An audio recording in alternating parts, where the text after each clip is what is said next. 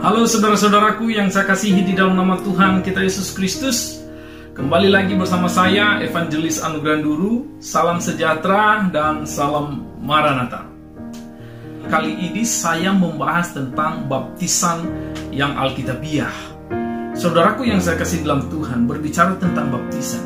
Baptisan adalah salah satu perintah dari Tuhan. Misalkan kita baca di Matius pasal 28 ayat yang ke-19. Saya baca, "Karena itu pergilah, jadikanlah semua bangsa muridku, dan baptislah mereka dalam nama Bapa dan Anak dan Roh Kudus."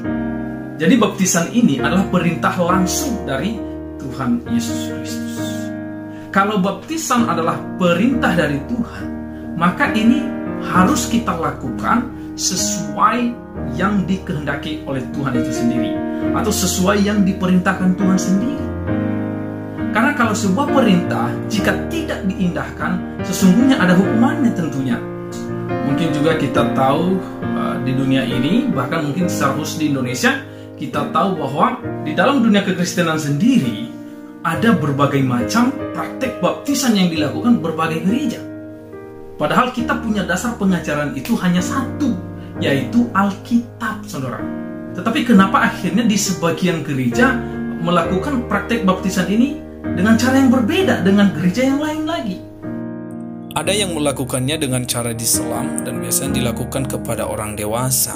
Ada juga yang melakukannya dengan cara dipercik dan biasanya ini dilakukan kepada bayi. Dan macam-macam lagi, saudara. Ada juga yang membaptis dengan mengibarkan bendera, dengan memakai pistol air, dan mungkin masih banyak lain lagi cara-cara baptis yang dilakukan berbagai gereja di dunia saat ini. Tetapi secara khusus di dalam video ini saya membahas tentang baptisan bayi. Apakah baptisan bayi ini adalah ajaran firman Tuhan atau bukan? Yang pertama, mungkin kita perlu tahu dulu kata baptis itu sendiri. Kata baptis yang dicatat di dalam Alkitab kita di bahasa Indonesia itu bukan diterjemahkan, tetapi ini istilahnya asimilasi. Artinya tidak diterjemahkan, tetapi hanya mengganti konsonan katanya, tetapi tidak menerjemahkan kata itu sendiri. Kata baptis di dalam bahasa aslinya, bahasa Yunani, baptizo. Kemudian di bahasa Inggrisnya baptism. Jadi tidak diterjemahkan juga di dalam bahasa Inggrisnya. Kemudian ke Indonesianya tidak diterjemahkan, ditulis baptis, jadi tidak diterjemahkan. Ini asimilasi. Jadi kata baptisan ini artinya apa? Kata baptis sendiri sebenarnya artinya selam. Jadi masuk ke dalam air. Dan banyak contoh di dalam Alkitab. Mungkin kalau kita ambil contoh Tuhan Yesus sendiri datang memberi diri dibaptis di sungai Yordan. Kalau di Matius pasal 3 ini, di ayat 16, kalau misalkan saya baca, "Sesudah dibaptis, Yesus segera keluar dari air, dan pada waktu itu juga langit terbuka, dan ia melihat Roh Allah seperti burung merpati turun ke atasnya." Jadi Tuhan Yesus sendiri ketika datang memberi diri baptis, dia datang kepada Yohanes dengan ditenggelamkan dalam air dan kemudian keluar dari air itu sendiri. Karena kata baptis itu sendiri adalah masuk ke dalam air. Dan kemudian ada contoh yang lain lagi. Misalkan cerita tentang sida-sida Ethiopia bersama Filipus di dalam perjalanan itu. Itu tercatat di dalam Kisah Rasul pasal 8 ayat 34 sampai 39. Maka kata sida-sida itu kepada Filipus, "Aku bertanya kepadamu, tentang siapakah Nabi berkata demikian? Tentang dirinya sendiri atau tentang orang lain?" Maka mulailah Filipus berbicara dan bertolak dari nas itu yang memberitakan Injil Yesus kepadanya. Mereka melanjutkan perjalanan mereka dan tiba di suatu tempat yang ada air. Lalu kata sida-sida itu, "Lihat, di situ ada air. Apakah halangannya jika aku dibaptis?" Ayat 37, sahut Filipus, "Jika Tuhan percaya dengan segenap hati, boleh." Jawabnya, "Aku percaya bahwa Yesus Kristus adalah Anak Allah." Lalu orang Ethiopia itu menyuruh menghentikan kereta itu dan keduanya turun ke dalam air. Baik Filipus maupun sida-sida itu, dan Filipus membaptis dia. Dan setelah mereka keluar dari air, Roh Tuhan tiba-tiba melarikan Filipus dan sida-sida itu tidak melihatnya lagi. Ia meneruskan perjalanannya dengan sukacita. Saudara yang saya kasih dalam Tuhan, cerita ini juga memberitahukan kepada kita bahwa praktek pembaptisan itu dilakukan di dalam air dan masuk ke dalam air. Jadi kata baptisan itu sendiri adalah masuk ke dalam air. Jadi bukan dipercik, itu bukan baptisan. Sebenarnya kata percik di dalam bahasa Yunani itu adalah rantis, rantizo, percik, dirantis. Tetapi yang diperintahkan Tuhan sendiri adalah baptis, menenggelamkan. Itu yang pertama. Kemudian yang kedua, baptisan yang benar, yang sesuai Alkitab, itu dilakukan kepada orang yang sudah bertobat. Di Matius pasal 3 ayat 11, di situ dicatat, Aku membaptis kamu dengan air sebagai tanda pertobatan. Tetapi ia yang datang kemudian daripadaku lebih berkuasa daripadaku, dan aku tidak layak melepaskan kasutnya. Ia akan membaptiskan kamu dengan Roh Kudus dan dengan api. Yohanes Pembaptis berkata bahwa aku membaptis kamu sebagai tanda pertobatan. Artinya orang yang dibaptis adalah orang yang sudah bertobat. Bertobat kepada siapa? Yaitu bertobat kepada Tuhan. Bertobat kepada Tuhan Yesus. Percaya kepada Tuhan Yesus bahwa Dia adalah Juru Selamat yang mati menggantikan kita. Dan bukti percaya kita, bukti bertobat kita, kita memberi diri dibaptis. Saudaraku yang saya kasih di dalam Tuhan, baptisan yang alkitabiah dilakukan kepada orang yang sudah bertobat. Artinya, orang yang bertobat ini adalah orang yang sadar diri orang berdosa. Maka pembaptisan itu sebenarnya tidak perlu dilakukan kepada bayi.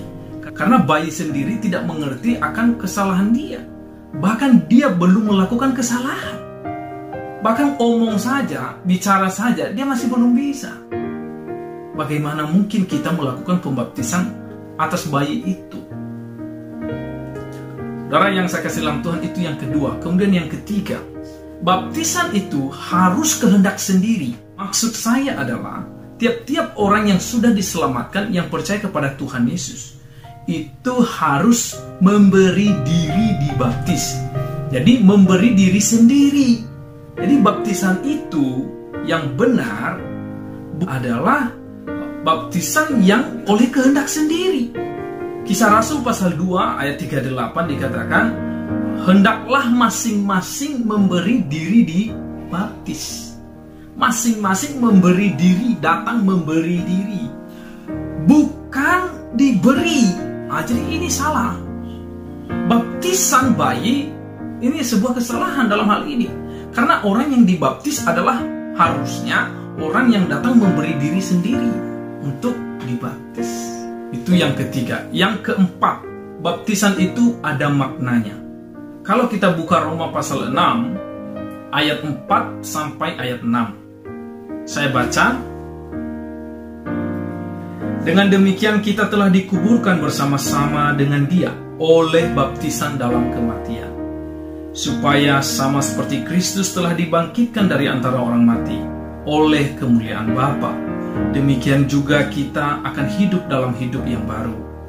Sebab jika kita telah menjadi satu dengan apa yang sama dengan kematiannya, kita juga akan menjadi satu dengan apa yang sama dengan kebangkitannya.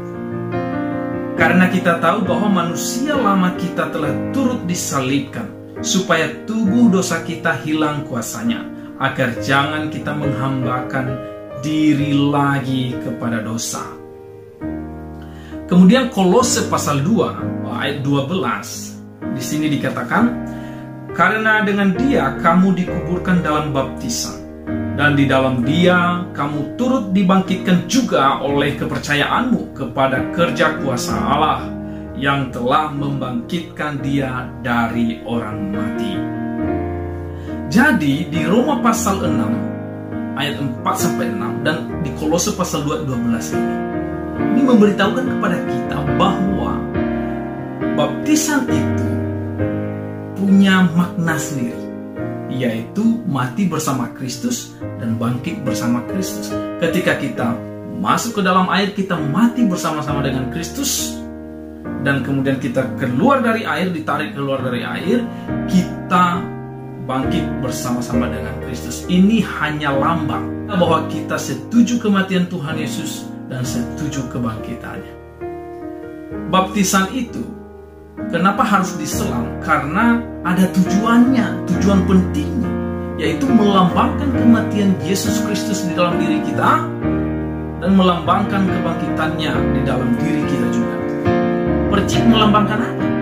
Justru baptisan selam, masuk ke dalam air, keluar dari dalam air, itu ada maknanya, yaitu mati bersama Kristus dan bangkit bersama Kristus. Ada beberapa dalil yang dipakai oleh saudara-saudara kita yang melakukan praktek baptisan bayi. Salah satu cerita tentang 3.000 orang yang dibaptis oleh rasul-rasul. Di hari Pentakosta ini ada kurang lebih 3.000 orang yang bertobat dan memberi diri dibaptis.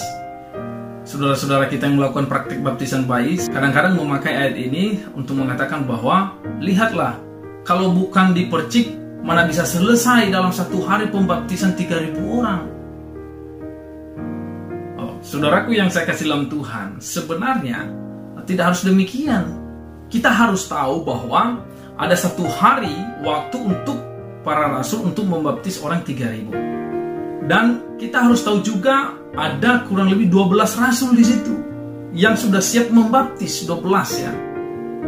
Dan kalau kita hitung-hitungan, sebenarnya membaptis satu orang itu hanya perlu waktu 1 menit atau ya kurang lebih kalau lama 2 menit. Karena kenapa? Karena tidak perlu panjang lebar bicaranya. Dia hanya datang dan kemudian yang membaptis akan berkata begini, berdasarkan iman saudara, aku membaptis kamu dalam nama Bapa, Putra, dan Roh Kudus. Amin. Itu pun nggak sampai 1 menit, saudara. Berapa detik saja. Dan kemudian dia keluar, langsung gantian lagi. Dan kalau misalkan kita hitung-hitungan, 1 orang dibaptis perlu waktu 1 menit, anggaplah 1 menit. Maka dalam 1 menit saja itu sudah dibaptis kurang lebih 12 orang. Kenapa? Karena di situ ada 12 rasul yang sudah siap membaptis. Jadi tiap kali membaptis dalam 1 menit itu mereka akan membaptis 12 orang. Kalau kita hitung-hitungan, maka sebenarnya para rasul hanya memerlukan waktu kurang lebih 5 jam untuk membaptis yang 3.000 orang itu.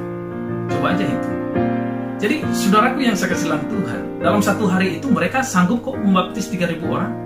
Dan tidak ada di dalam konteks itu rasul-rasul melakukan baptisan percik di situ. Karena toh juga para rasul ngerti arti dari baptisan. Karena baptisan itu sendiri artinya selam.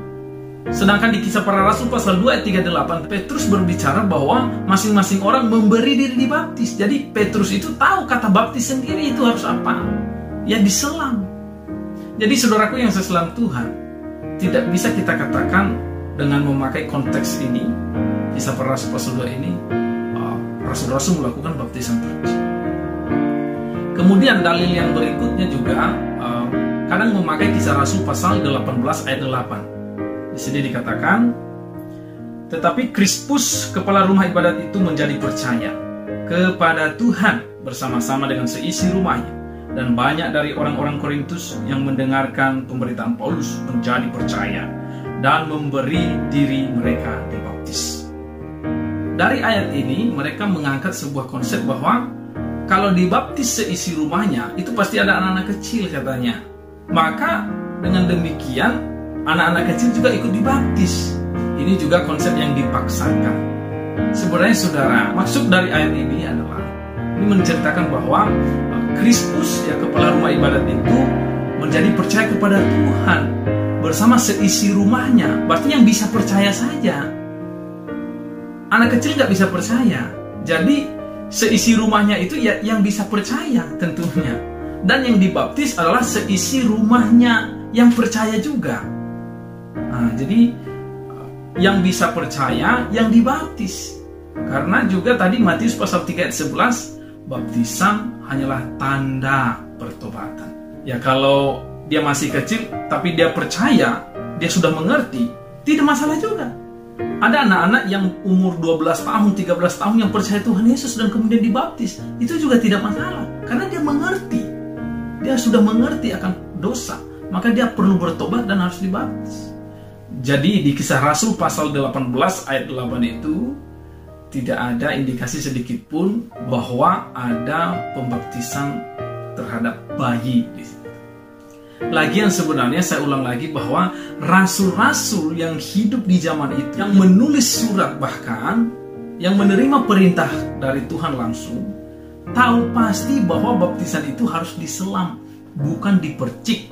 Harus kepada orang yang bertobat, bukan kepada bayi yang baru lahir. Saudara yang saya kasih dalam Tuhan, ini adalah kebenaran Alkitab, kebenaran firman Tuhan. Dan saya yakin ini yang diinginkan oleh Tuhan. Dan kalau ini adalah kehendak Tuhan, maka kita orang yang mengasihi Tuhan harus melakukannya dengan tepat. Baik saudara-saudara yang saya kasih dalam Tuhan, akhir kata saya ucapkan terima kasih. Salam dari saya sekali lagi, Evangelis Anugrah Handuru. Salam sejahtera dan salam Maranatha.